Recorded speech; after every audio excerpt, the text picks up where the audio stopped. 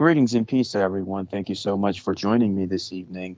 Tonight, I have the honor and privilege of being joined by my brother and friend, Matt Douglas of the Fatimiyya Sufi Order, who's been giving us these series of dialogues and conversations.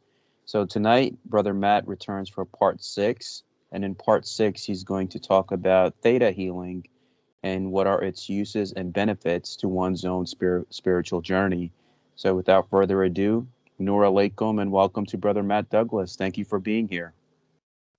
You're welcome, Salman. I'm always happy to be here. I really enjoy being on your channel as you cover all kinds of different stuff.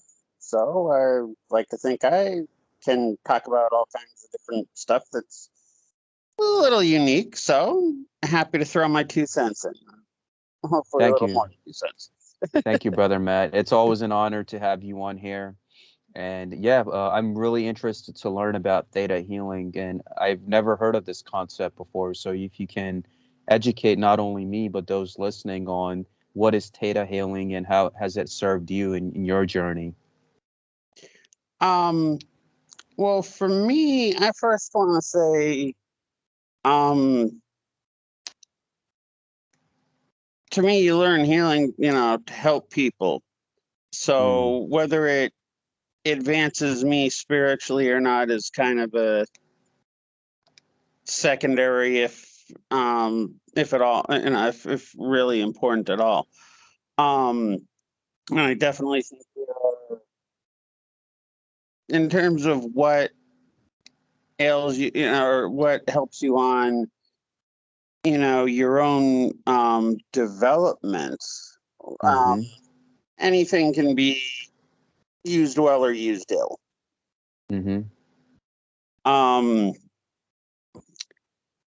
So for me, I don't really focus too much on what am I getting out of it, because for me it's about what am I doing for other people. Or I mean, it's a little tricky to use on yourself. I mean, you can kind of, just like with any knowledge of health, you try to apply that, but doctors don't treat themselves. Right. There's a reason for it. Same thing with counselors and therapists, and pretty much any healing art or science. And I will say that theta is an art. When we talk about alternative medicines, a lot of people want to ask, well, is it scientifically validated? Well, that can be very tricky to do. And though that the lack thereof does not render something useless, it just means that it is not validated scientifically, simply that, and no more, no less. But it is an art, and I'll define art as anything, where the next move is a free variable rather than a fixed constant. So therefore, it's because there is that sort of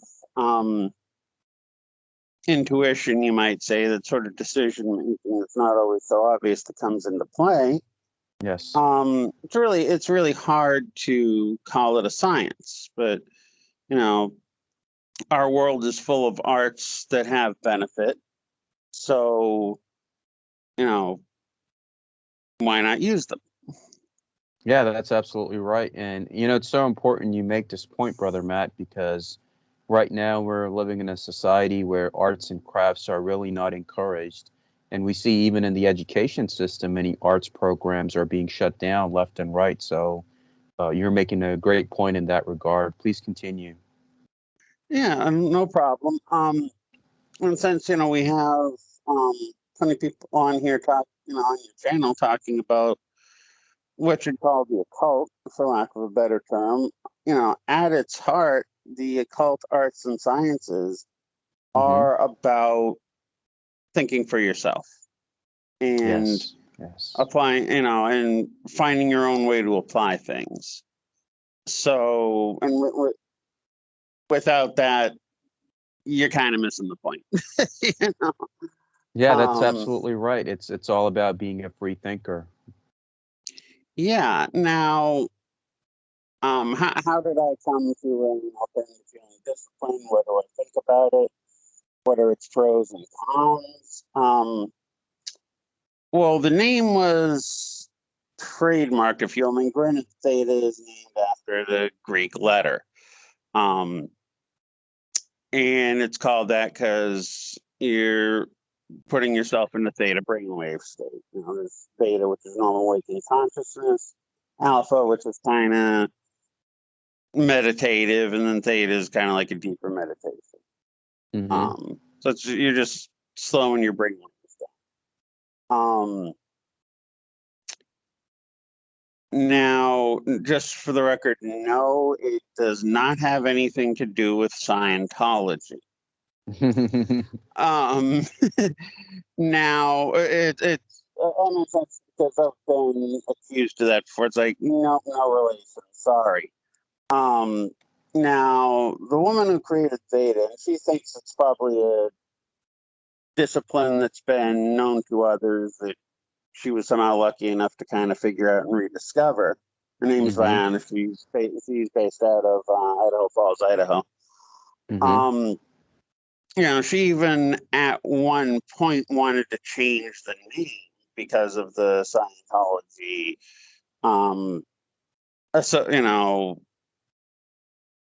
incorrect association. And she originally wanted to change the name to Orion, but spelled ending in IEN. It's just like, it's like she thought it was just, well, it sounds pretty cool. And apparently, this is the story that she tells herself when I took teachers training with her some good 15 years back. Mm-hmm. She apparently, she ended up jumping from one science fiction author to another inadvertently. Apparently there was somebody, I don't know who, wrote some books and used the name Orion to talk about some like race of, lizard people or something they called reptilians, Mm-hmm. and God knows there's that whole there kind of piggybacks on the predominantly white because they don't want to acknowledge their own racism, blaming the woes in the world rather than on the white elites, but we'll say they're not really the white elites. They're reptilian aliens in disguise. Mm-hmm. So That's a good point. yeah. And apparently some folks at one of her earlier sessions when she had changed the name temporarily, were into this guy's work, and some folks in the class, in like a past class, had been accusing someone else of being a reptilian. All right. Yeah. And she was at least cool enough when telling the story to go, and they were so obsessed with scapegoating this person as a reptilian. They missed the real reptilian in the room. So, so the fact that she could kind of joke about it was pretty cool. And then she's like, after that, I'm like, okay, I'm just going back to Theta. So that's as near as I can recall the founders' spiel on why the name. But what you're doing is you're going into theta brainwave state. Mm-hmm. Really, supposedly, granted, I haven't actually been hooked up to an EEG when doing this, Um, Mm-hmm. and for you go through a meditation, um, where you approach the divine, and from there you command a healing. And I use the word command, which is very different from demand. Because command, come, where we get the word come, which means with. Yes. And man or mono, as in manifesto, can mean work. So, or it can mean hand, like in the Spanish. So it's like saying, God work with me, or God hold my hand. Yes. And from there, you then visualize, the healing taking place. And if it works, great. If not, you use kinesiology. That's muscle testing to try and find out what's in a person's psyche. And you then try to switch that around to make it more conducive to the healing, and you keep going till you get something. I've seen some pretty amazing stuff with it. I've also had plenty of situations where I couldn't do crap for someone. There's, and it runs the whole gamut, and usually it's somewhere in between. Usually it helps a little. But to me, every little bit helps, and when you can help more than a little, then that's great. Is it any similar to the Silva mind control method? I don't know much about it, but I would tend not to think so. Just because you're going in, the practitioner, not the client, is the one who's going into the theta state. Understood. So therefore, I'd really not call it mind controlling anybody. But in terms of, people will be, there are definite, there, of course, people would be skeptical, just me talking about it, and I admit it can sound kind of airy-fairy until you actually do it and see, hey, wait a minute, sometimes this works. Yes. For me, because when I took the class, of course, you're learning how to do it, but if you can manage to make it to the class, you're probably okay. So you're not exactly going to be getting an immediate healing in the class, most likely. Although I did manage to help somebody's headache in one of them. I'm pretty good with headaches. But you're going through it and you're like, okay, you can do what they call body scanning, which is just usually going into the theta state and then, with the person's permission, intuitively scanning their body, quite literally. And that seemed to work pretty darn well, but without anybody to actually heal, it's nothing more than a parlor trick until you can actually do some actual healing with it. And so very shortly, I had taken the class with a friend of mine who was actually, he was the one who was taking the class. It's like, hey, I get a discount if you sign up too. And I'd gotten a little bit of windfall, so I had a few extra $100, and like, okay, why not? This is good.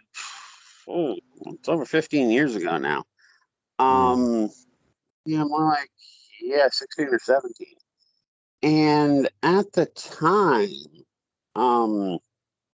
very shortly after the class, we had a friend who was then, a baby, maybe a 1-year-old at the time. And she asked us, well, can you guys work on him? Now, when two people are working, one kind of does the work, one kind of just lends their support. And so determined I'd actually be the practitioner through a little rock, paper, scissors. And we tried, basically he was just typical cruddy sick kind of feeling, and I had some sickness. So we're like, well, if we can't do anything, get him to the doctor, but we'll see what we can do. Mm. It wasn't like a death's door or anything, but it was pretty, pretty whiny and fussy. And so I go to, you go up, you do the meditative commands, then you're supposed to kind of watch it happen, so to speak, Right. intuitively. And then instead of going to watch it happen, I just kind of, after I gave the commands, I heard a voice in my head that said, just open your eyes and look at them. Mm-hmm. And so I did, and this little kid who'd been kind of sitting on the floor and whiny, just gets up all happy and starts running around. Mm-hmm. And me and my buddy are looking at each other like, whoa, wait a minute, this stuff works. Keep in mind, this is a 1-year-old, so we're talking pre-verbal, so you can throw out any notions of what's the word I'm looking for? Placebo effect. Mm-hmm. Because they wouldn't even know what a placebo is at that age. They don't even know what a medicine is. So we're like, okay, this works. I've had since then. I've had sessions that really worked. I've had sessions that haven't worked at all, and I've had some that were okay. Mm-hmm. Maybe a little bit of help. So it varies, but for me, I was just doing it. It only cost me a few $100 to take the course, and I was, even though there are Theta practitioners that do charge, although I don't think there's too many of those able to do it. How would I was you identify a proper Theta teacher? So, for those that are seeking to, let's say, look into the Theta practices, in your basically experience, how would you find the correct teacher and to make sure that they're charging the appropriate amount of money? In general, well, the woman who started, her name's Viana Steibel.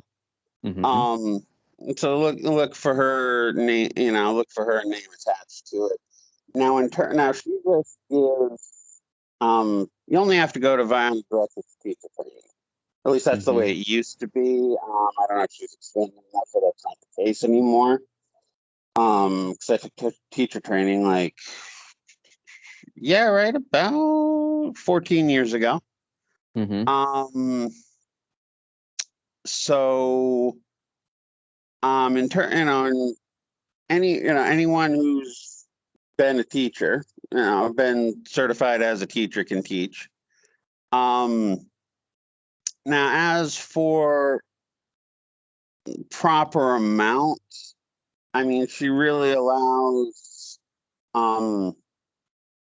people to do whatever in that sort of situation. Now, I don't think there are too many practitioners out there, and I haven't really been really involved in the community for quite a while, and I'll get Mm-hmm. into that later on. But I know at the time, though, it was one thing that was kind of sad is that go on to the website where you could look up, other Theta practitioners. So I just kind of was just browsing around.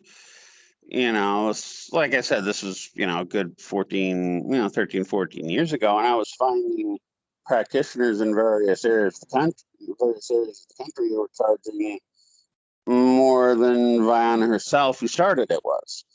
So there are some people who are probably raking, trying to use it just to rake in the dough, unfortunately. Mm-hmm. For the most part, for me, I don't charge anything unless the person wants to pay later. And I'm like, if I don't do anything for you, don't pay. Mm-hmm. It's kind of the way I do it. And with something that is kind of an alternative practice, someone insisting on a good chunk of money down, regardless of results, put a big question mark by. That's right. You need to have that proper discernment, and I thank you for addressing that. Yeah. Now, there are, like I said, there are pros and cons, and there are things you learn that you end up realizing maybe it's it is ultimately, if we want to call it a cult, which you could, well, you got to start thinking about it for yourself. Mm-hmm. Now, a lot of the since we're dealing with something that probably would be under the category of magic, Mm-hmm.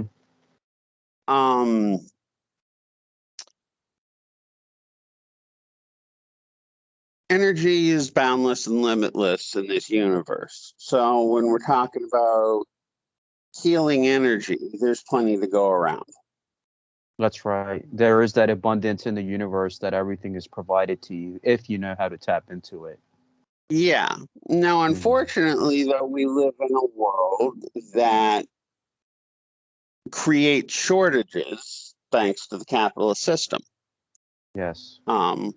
which has been in its various guises of feudalism and colonialism and in its current state of capitalism, but they're all systems that created shortages for many. So there are also, when you take Theta, you also learn a little bit about um, using it financially, but I find that to be well, a lot of capitalist BS, frankly.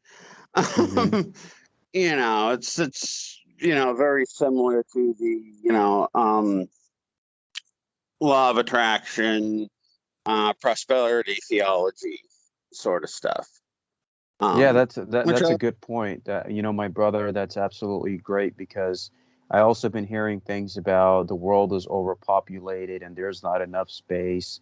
And if you properly disperse the people of this earth properly all over the world, and it's so much of the earth that is still unexplored, there is more than enough space for everybody. There's more than enough resources. But like you said, there are these corporations at the top that are hoarding everything. And that's what we're seeing with the inflation now because of the economic loss they suffered in 2020 and 2021.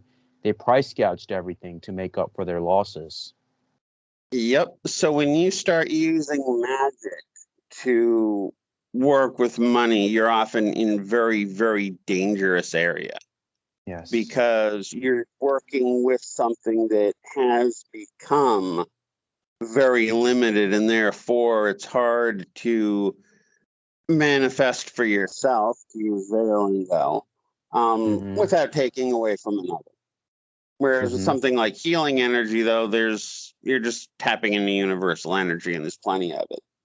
Yeah. Um, so be very careful when you're dealing with the money aspect. Not to mention, like with many um, schools of thought that will try and talk about how to manifest money with the right attitude or spell or whatever kind of practice. How many of them have been able to go to a poor village in Africa, say, and transform it into um, a situation where into a little community where everybody's living high on the hog? It hasn't Yeah. happened. That's a good point because when you see all of these people promising the salvation that they do, and that's the question that comes into mind, brother Matt. And thank you so much for bringing up this point. Is why don't they go to places that are suffering and show us that overnight difference that they're promising us? Why? Because Yep. maybe there's an economic factor involved where they're trying to do something in terms of gaining clientele. Yep. Yeah. Now, fortunately, Viana, who started Theta, even though I don't particularly go for the whole money thing, she does focus more on the actual physical healing. Hmm. I can't say that for everybody who goes into Theta healing, though. Yes. And there were definitely, I mean, I really I'm actually still friends. I haven't seen him in a long time. Still Facebook friends, and we chat every now and then. The woman who initially taught me, and but for the most part, I'm really not involved in what I call the Theta community. Not that there's like a, I don't know if there really is one, so to speak, but it can be a, overly new agey. Uh, Mm-hmm. so there were a few people who um I knew online as Theta comrades, for lack of a better term. We never really used the word comrade there, but who I ended up unfriending on social media due to their racism. So Mm. it's not all perfect. That's Um, a great point you bring up, because I see that in the spiritual community where they're all talking unity and love and light. But when you look at these press conferences that they do at these fancy hotels, and they're talking about being experiencers or whatever that they're talking about, you don't see one non-white person in a panel of speakers.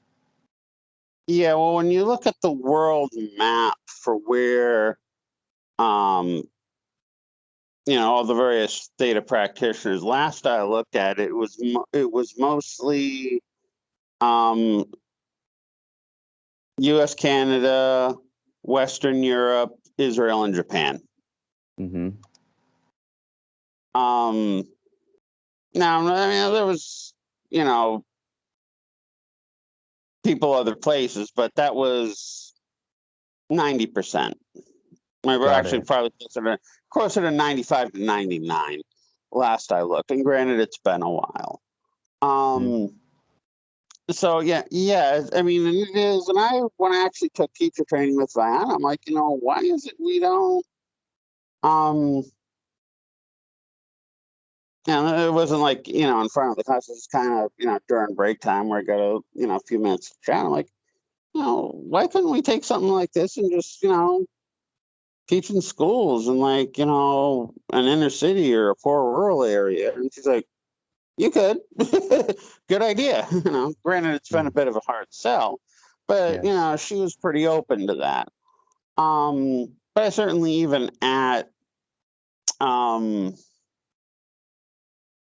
the conference, definitely ran into some elitism. I remember at one point, the person I was sitting next to at the time, because it was when they were like passing around a thing where we all just kind of put our name on the roll, so to speak, Mm-hmm. so they could, create a like directory.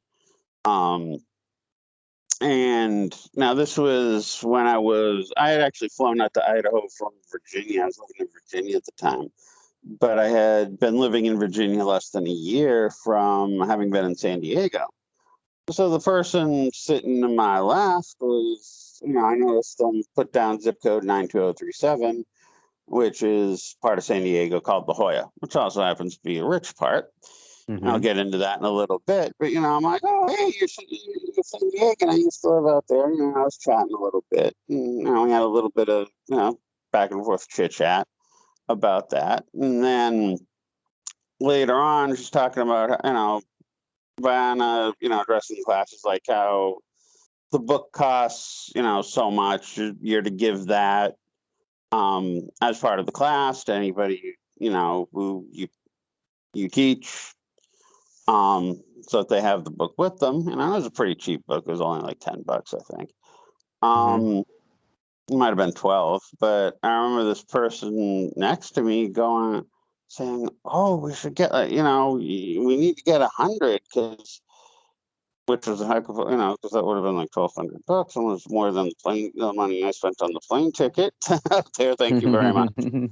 Um, and and that way it'll manifest your other classes. I'm like, that's pretty pricey, but it'll manifest your other classes. I'm like, not all. And I said to her, I'm like, not all of us can afford to live in La Jolla. Yes. And she just kind of like, oh, I'm sorry. I'm like, yeah. She was really quiet after that.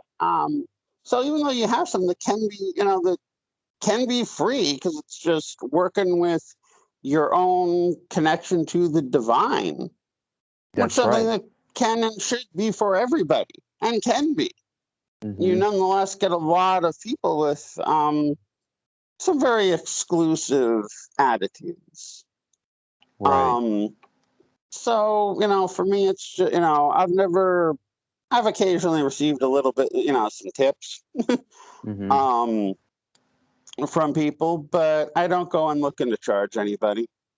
Mm-hmm. Um, it's just, if I end up doing some really good stuff for you and you insist, I don't complain. But um, other than that, it's free, I do it for Mm-hmm. free. Um, so that's kind of how I do it. Now, there are, as you, because I said I get into this, um, over 15 years ago, and I've definitely, you know, formed some different ideas about some things, and um, Please do share. I'm. This is yeah, the first yeah. time that Well, I heard about Theta healing, and it's just fascinating to listen to you yeah. about this. Well, yeah, and like I said, it does do some really good stuff. Now, a lot of in Theta, it's claimed that you're working directly with the divine. Mm-hmm. They like to use the word source, call it God, call it creator. We call it Allah. Yeah. At least that's the claim, but yeah, I was always somewhat skeptical. Like, okay, I'm working with something that's pretty powerful here, but I hate to say I get like some special direct line to God, more than anybody else, thanks to of Mm-hmm. course, you know. Um, for all I knew, the meditation was just, working, putting my brain waves the right frequency that had healing energy. Right. Um, I mean, ultimately, I didn't know. Now, do I think that you actually are working with the divine? Or at least, well, are you Mm-hmm. working with Allah? Are you working with God, Creator, Great Spirit? I'm going to say no. Mm-hmm. And here's why I've come to that conclusion. Mm-hmm. One thing that you're told in Theta is when you are giving commands to be, to be very careful in how you phrase things. The whole be careful what you wish for kind of wisdom. Got it. And I eventually realized, I'm like, wait a minute, hold on. Especially after joining the Fatimiyya and starting to contemplate some things, I'm like, wait a minute. Allah is all knowing. Mm-hmm. If Allah is all knowing, then Allah understands my intentions, and I don't have to be all that picky with how I phrase something. Exactly, because the creator knows what's in your heart and what you want to say before you even say it. Exactly. So therefore, why would I need to be picky with the word choice? And I thought, well, Mm-hmm. what energy would I need to be picky with the word choice? Mm-hmm. And it's really simple. That's trickster energy. That's right. That's right. Okay. Now, some people, now different cultures have um, various takes on the trickster. Mm-hmm. Um, in, Greece, for example, the trickster is Hermes, Mm-hmm. who also is a symbol of, is also associated with alchemists and the occult in the form of Hermes Trismegistus. Yes. Um, at the same time, you also have, say, the Norse culture where you have Loki, turn into a devil figure. Yes. So tricksters run the tricksters kind of run the gamut. Yeah, that's true. And I think it's probably not so much, it's probably all the same energy, but different cultures interpret it in different ways. Exactly. But there are certain things I started realizing, and that does that mean that, so some people would almost say that maybe I've lessened Theta by saying this, and I don't think so, because, well, it's still the same energy I was working with before. I was just able to identify it a little better. Mm-hmm. And not, being honest about what it was. And I don't think that lessens it at all. It Mm-hmm. just allows me to be aware of what I am working with. And so you understand more about, the laws and rules therein. And what the strengths and weaknesses are. What are the benefits? What are the limitations? Mm-hmm. And it all kind of fits, because one Mm-hmm. demographic that Theta seems to be particularly good at dealing with is little kids. Some Mm-hmm. of the best work I've done was on little kids, and well, that makes sense, because tricksters often are very childish, Mm-hmm. in a good way, and tend to have a soft spot for kids. So okay, that makes sense.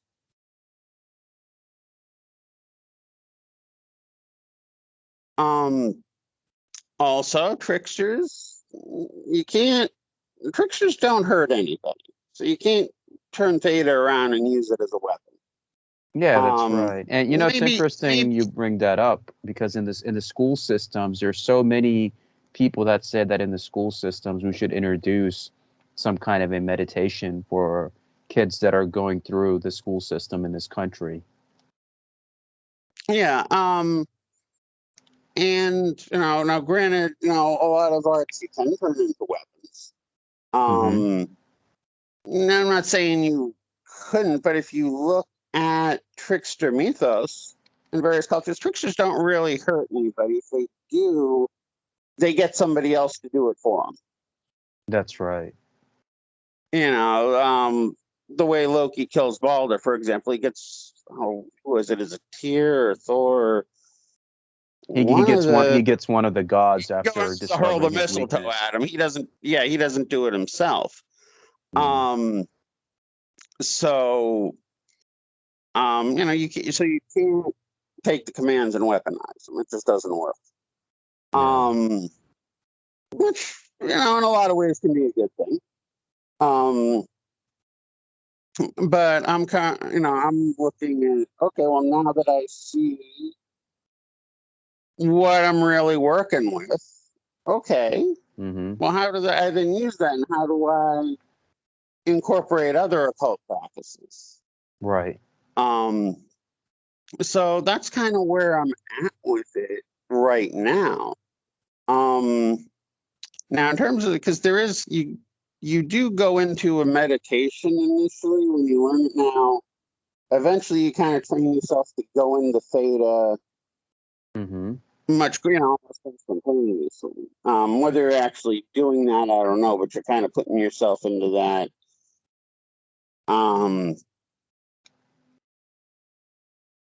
communion with the divine, in this case of the trickster space,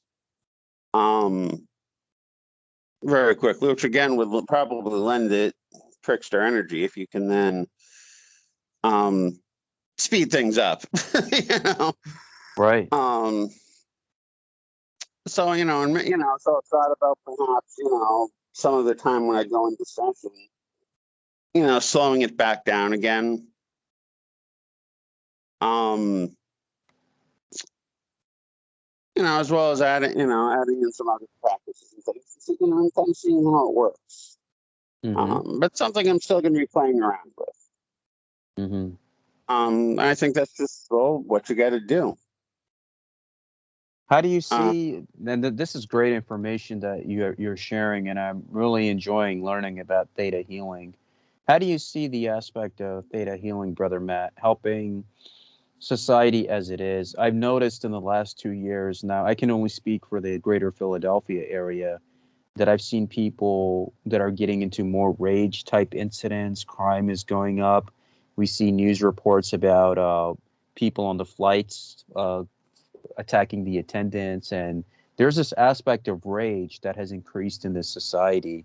So how can theta healing help in the post-pandemic world, like calm everybody down? well, even though you go to, I mean, when I've taken people through the theta meditation, some Mm-hmm. have described it as just, where I just kind of am acting like the meditative guide, taking them through it.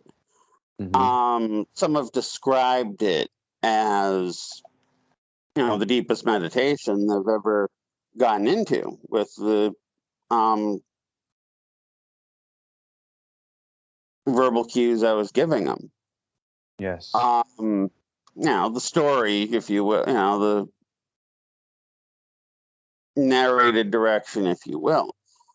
Mm-hmm. Um, how will that help? Um,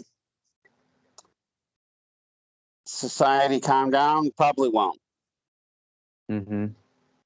because it's easy to do that. It's easy, okay, to get into a nice meditative state when you're alone in your room Mm-hmm. or in the company of a friend who you trust. Mm-hmm. Um, how well does that actually work in day-to-day life? In the field, so to speak. Well, that's a little trickier. Mm-hmm. Especially when you're dealing with people who you might judge to be annoying or whatever. Um,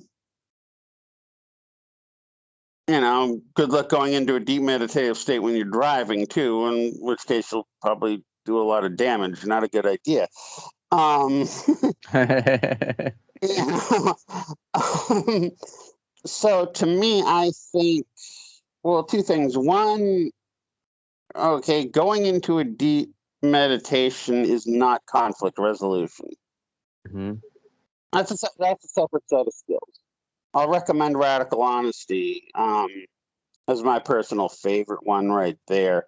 Heck, I could probably give a little talk or even get Brad, who founded that, to come on maybe at some point. Um, but meditation is not conflict resolution, Mm-hmm. because meditation is something, even if I'm as a theta practitioner using the meditation to as part of the art of theta healing to work on someone else, ultimately it's me that's going into that state. Mm-hmm. Um, so it's essentially, a form of discipline with yourself. Mm-hmm. Okay, when you're dealing with other people, that ain't what you need. You need a different set of skills. Mm-hmm. Now, if meditation can help somebody throughout the course of their day, maybe some people it can, and people who've never tried it before will give it a try. Maybe it'll calm somebody down just enough to avoid a fight or avoid an incident. By all means, I'm not going to knock it if it works for you, That's a but good point. I'm not going to sell it as a panacea to bring world peace either. Mm-hmm. Um, especially also, peace is dependent upon justice and Yes. equity. Yes. And as long as we have exploitation in the world, all the meditative mindfulness doesn't change that we still have exploitation, and therefore you're going to have outrage. Mm-hmm. Now, if you really could, with a practice like this or another one, and someone can find a way to really transform poor people so that they're not poor anymore, go for it. Yeah. Good luck. Good luck. You know, because I haven't seen that done.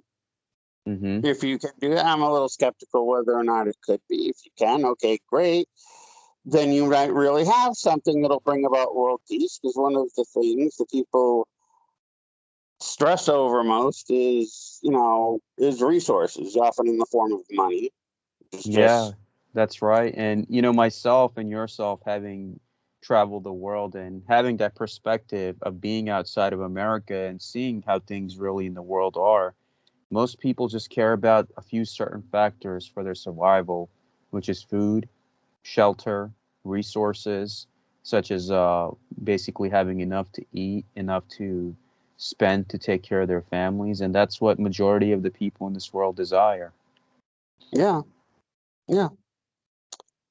And when we introduce, there's more than enough for everybody, but the It's system the greed. doesn't make it that way. Yeah, yeah. The Yes. greed Mm, keeps it from being so. yes. That's it. And I hope in our lifetimes, brother Matt, um, I hope in my life I see something where that kind of justice and equity will be implemented, and people kind of wake up and see the system for what it is. And you have Americans that are law-abiding citizens. They pay their taxes. They stay out of trouble. All that good stuff. But then their money is not being used to help their own people here, such as all the homeless that we see, people that are suffering financially. They're starving because they don't have access to food. While the U.S. empire, which is just another extension of the Anglo-British Empire, which is still in existence, is using that resources to send billions to other people that it wants to control, or for war or other things that are actually causing destruction to the world. So how do you see this going in the future within the next 5 to 10 years with your analysis? Uh, um, well, hopefully we don't. It looks. I mean, there's war brewing with Russia now. It was looking for a while that Hmm. it was all just kind of some saber rattling. Right. Now it's getting serious. Yeah, now it's getting serious. So when you have Russia that's been kind of somewhat of a vassal state of the empire, but putting on a show to be very different. That's exactly Okay, right. okay. The thing is, the mistake, and of course on Russia's part, therefore, is assuming that you're always going to stay that vassal state because the empire will sell you out at any point, and that might be going on right now. Hmm. In which case, if someone like Putin, if he sees he's about to be double crossed, him and probably a whole lot of Russian people will want to go down fighting. Um, Yes.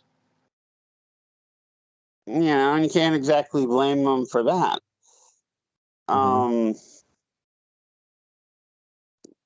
and what do you expect when you put missiles in Romania that are a very short flight from Russia? I mean, look at how much the U.S. literally shit their pants when Russia put missiles in Cuba. Hmm. 50 years ago. Actually, 60 now.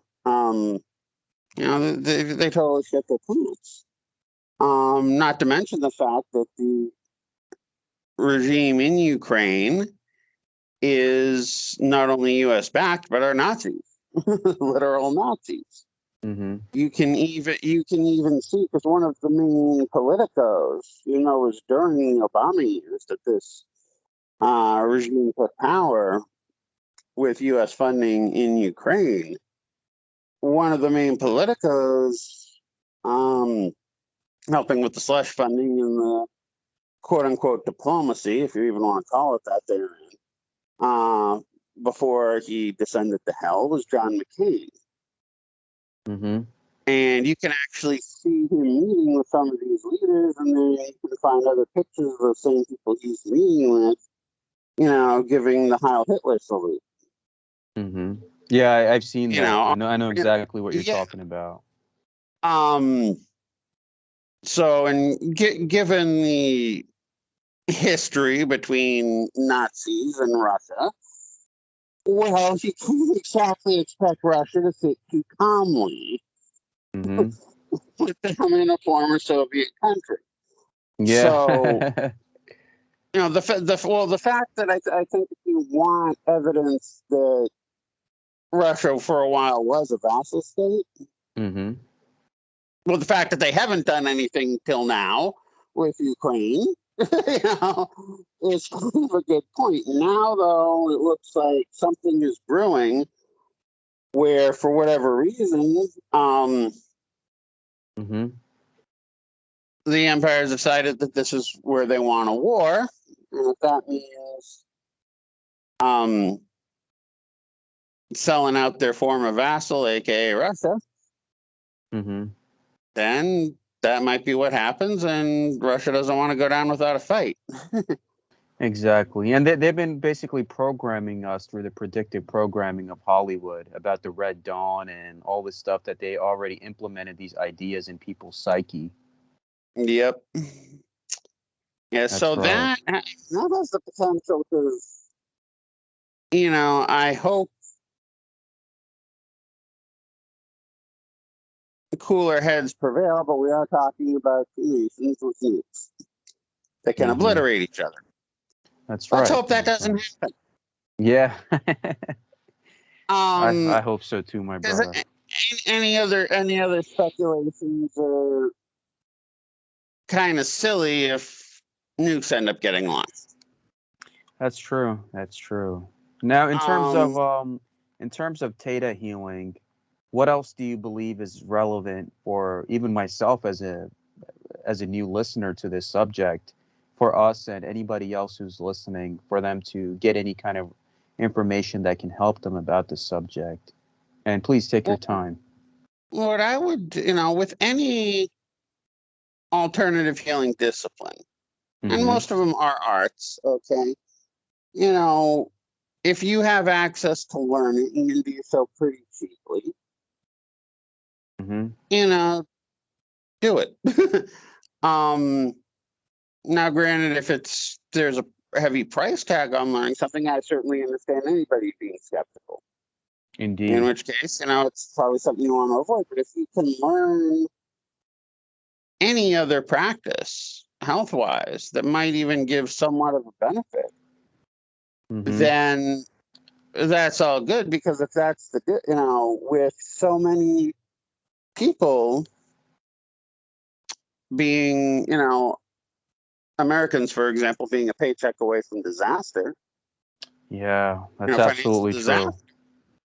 If you can find a practitioner that can, a practice or the services of a generous practitioner who's, free or Mm-hmm. cheap, that can keep you out of the hospital, Yeah. then it can be averting not just a trip to the hospital, but a financial disaster. Yeah, that's right. And there is no human value. I mean, what's the first thing that happens when you go to an American medical facility of any kind? They first either ask you for the copay or your insurance, because they're not going to do anything for you unless they get paid first. It's not about any basic human value or empathy to see somebody in distress. Yeah, so if you can even heal yourself or heal your friends Yes. enough to take enough edge off an illness Mm. to keep you out of the hospital, good. Now, if you need to go to the hospital, go to the hospital, Mm-hmm. Um, but there are all kinds of alternative disciplines out there, Mm-hmm. which if they can, they don't have to be, they don't have to necessarily heal you 100%. They just have to do some good.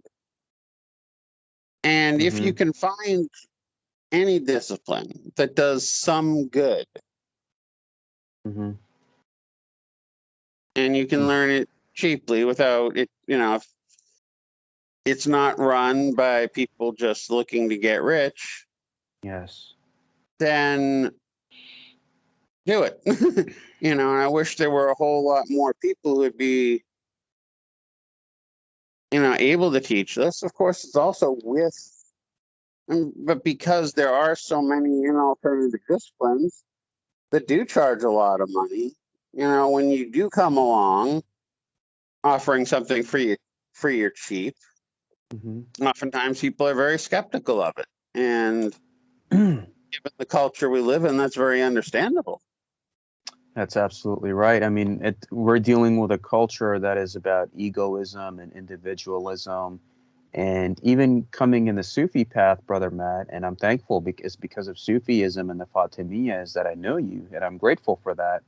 And we need this collective companionship and brotherhood, which is lacking in the Western world, where they tell you if you're suffering mentally, emotionally, in whatever way that you're suffering, you got to deal with it on your own.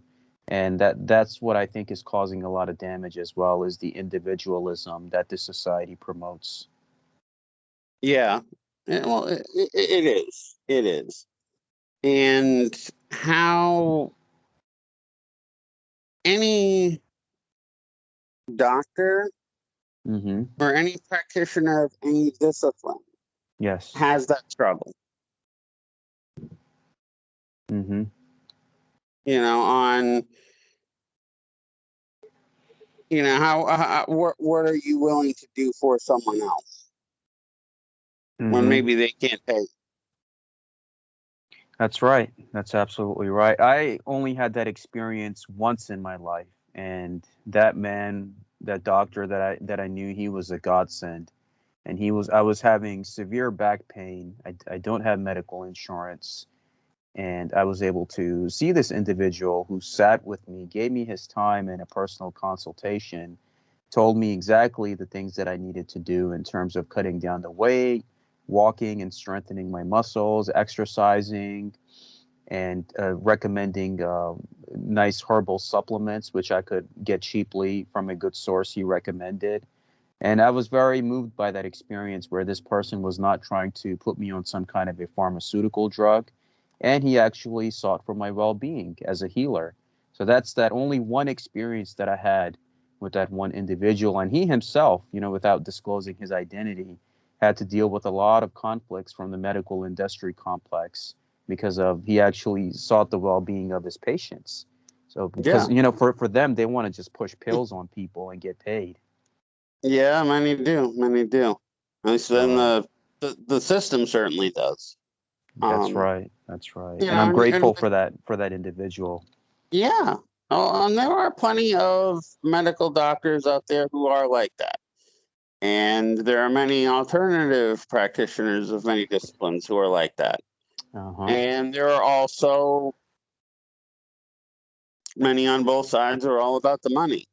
Yeah, And that's you it. get there's really no quick formula um, for determining, I mean, ask your questions,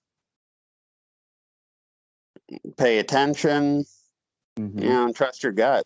That's what it really comes down to with how to find the right people. I know there That's were it. times where where I did need something that was, you know, there were definitely times where, looking, at the Western model, I've been an asshole in clinics. Um, you know, That's what I had to do at the time. Now between knowing a little more about health on my own, I'm a little, and I'm a little better with not getting into that situation, but you never know. So I think I'm a little better at discerning who's who, or knowing how to, say what I need to say to, get what I need. But there's That really not. happens with the Sufi intuition. I even felt that in my life, brother Matt, where let's say there was how do you say, some kind of a situation you had to deal with, you felt some kind of a setup, or somebody was trying to, let's say, put you in some kind of situation. I always listen to my intuition. And the Japanese have done a study on this where there's the gut instinct, but there's also the instinct of the heart. And the heart is so powerful that if you just think about whatever it is that you're trying to get an answer for, just sit for 10 to 20 minutes and contemplate and meditate and find that answer within your heart, like the Sufi symbol we see with the winged heart. And if you Yeah. find that divine voice speaking inside of you, telling you, handle it this way, and you feel something is off with any situation or individual you're dealing with, I always tell people, follow your heart. If you're trying Yeah. to answer a certain situation or scenario in your life, trust what your heart is telling you. You will never go wrong. And I've been in situations, brother Matt, where I felt something was about to go wrong, and I trusted my heart and acted accordingly. And when I found out what it was, I thanked that divinity for saving me. And just sometimes all the answers are within you. You just have to know how to tap into it. Yeah, I've definitely had a few of my situations like that too. So Yes, it's yes. so it's there for a reason, and we need to listen. Yeah, that's right. That's absolutely right. And anything else, my brother, you would like to share about theta healing? Um, no, I think that's about it for now. I think we've given a decent summary. Uh, Any closing thoughts then for the audience? I really enjoyed this part 6, and I thank you, my brother, for always being with us and doing these dialogues and conversations. And I look forward to having you back on, inshallah, for part 7 soon down the road. So please, any closing thoughts for the audience and myself? well, what I've been thinking about over the course of this, even though I kind of had somewhat of the intention coming in, but what I realize when we start talking about something that's kind of, micro, small scale, it Mm-hmm. always ends up going out to the larger. Um, some of the conversation always goes to the macro because they're interconnected. All right. And even though I wanted to take a bit of a different tack here, going to the micro level, and probably will again for part 7, just because it's something I know, something that's, little different. Mm-hmm. Um, Inevitably, we're still in this macro world with all its problems. And so you can't really talk only about the micro and big and integrity because they're all connected. That's absolutely right. You cannot have one without the other. Macro and micro need each other. Yep. Yeah, that's right. I remember taking a college course. It was macroeconomics, and the professor that I had, he was a retired U.S. military officer who was doing like a part-time gig teaching at community colleges here and there, the macro courses, and it was a requirement for my business degree that I was aiming for. And he said that what we can see as the economic hub of the world and how we're living in a global competitive market now. And he said about Southeast Asia that within the next 10 to 20 years, and now this was in 2016 when I took the course. So he's predicting by 2026 or 36, the economic hub of the world is going to be Southeast Asia. And we see that now with everything that's being made in Asian countries. Majority of the world's population is in Asian countries. And you yourself have worked and lived in an Asian country. So you see what America is, that American dream that people sacrifice to come here and bring their families. Now it's going to be other places that are going to take that spotlight. What do you say to that from what this professor said? Well, it's it's true. Um, Asia's growing. Mm-hmm. Um, and in terms of, I don't like to give a whole lot of credence to the quote unquote American dream. To the indigenous, it's the American nightmare. Yes. Yes. People come when Europe and the U.S. can Western Europe, the U.S., Canada, and the other various enclaves of the white capitalist world, Mm-hmm. um, got their money by stealing it from everybody else. That's pretty much it. That's how the first world was created. All of the Yep, basic, the colonialism. all of the colonialism in Europe or in the Americas. It's in Australia, wherever there were white Yep. settler regimes, it was because they stole it from other people. Yeah, and when you steal things from people, Mm-hmm. people are going to try and get it back, and sometimes that takes the form.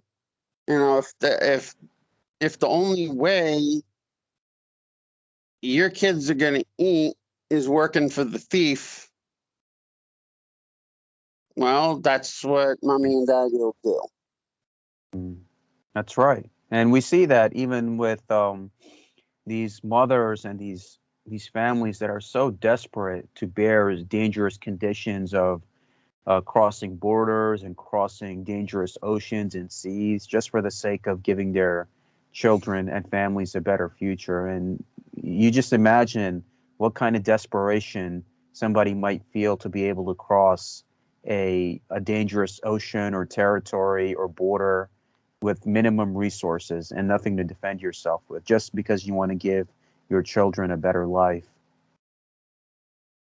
Yep, and people are because people would stay home if they're happy and healthy and have all the resources they need in a comfortable home.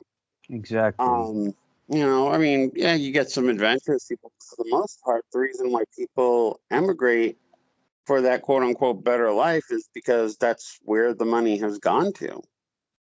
Yep, Um, but that is things the would be truth. very different. Things would be very different if the money wasn't stolen. Mm-hmm. That's absolutely right. So everybody coming to your country to have a share of the money isn't necessarily a good thing.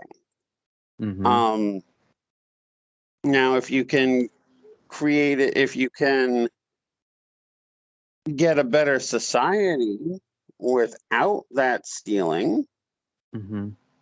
and then people are coming, well, it's a bit of a different story. And um, you see China trying to do that on some level, but you also see a lot of capitalism and corporations involved there too. So it's going to be very interesting. It may very well be the place that people want to go to. Mm-hmm. Um, China and East Asia. Um, why people will go and what will ultimately be how they create, you know, the society, that's still to be seen. That's right. And I think Yeah. only time will tell as we're Yeah. seeing a future with technology take over and many of the factors of the education system changing, workplace. Now you could just sit at home and go to college, go to work, do everything from the comfort of your own home. And the world is changing drastically. So, like you said, only time will tell. Yep. Well, Brother Matt, thank you for gracing us with this part six. I thoroughly enjoyed it, my brother. Thank you always for being on my channel. And I hope, just like how I had benefited from listening to your wisdom, others have as well. And I look forward to having you back on part seven. All right, no problem. I know what I'm saying for everybody, but if it helps one person, then we did some good. Indeed, my brother. That's all that matters. So thank you again, and I look forward to having you back on for part 7. All right, sounds good. Salman, alaikum. Wa alaikum, brother.